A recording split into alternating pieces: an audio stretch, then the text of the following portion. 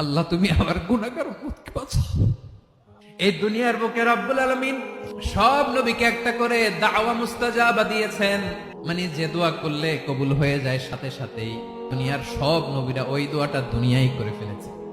বিশ্বনবী বলবেন, আল্লাহ ওই স্পেশাল দোয়াটা দুনিয়াতে করি নাই, আজকে আমি তোমার দরবারে দাঁড়িয়ে কিয়ামতের দিন ওই দোয়াটা করছি। আল্লাহ আমার যে উম্মতের হৃদয়ে যাররা পরিমাণ ঈমান আছে, আমার একটা উম্মতকেও তুমি জাহান্নামে ঢুকাতে পারবা না।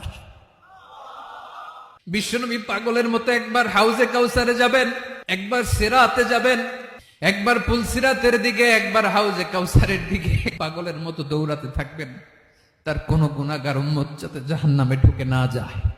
উম্মতি বিশ্বনবী আমার জন্য কাঁদবেন, আপনার জন্য কাঁদবেন, আমাদের জন্য সেদিন কেঁদে কেঁদে জাহান্নামের দরজায় দাঁড়িয়ে আমাদেরকে টেনে টেনে জান্নাতে ঢুকাবেন। Likey